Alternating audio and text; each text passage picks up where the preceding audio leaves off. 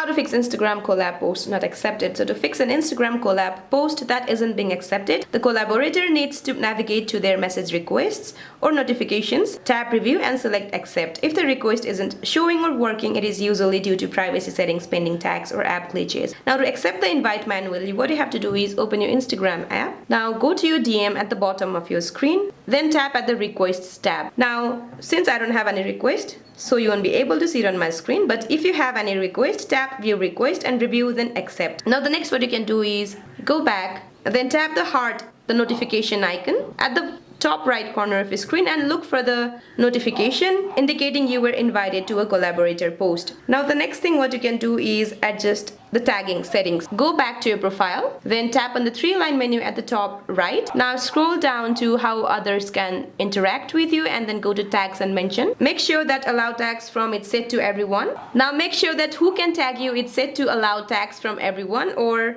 allow tags from people that you follow. Now turn off manual tags approval if they are turned on, as this can sometimes block collab syncing. So that's it for this video, guys. I hope this video is helpful. Please don't forget to like and subscribe. See you in my next one.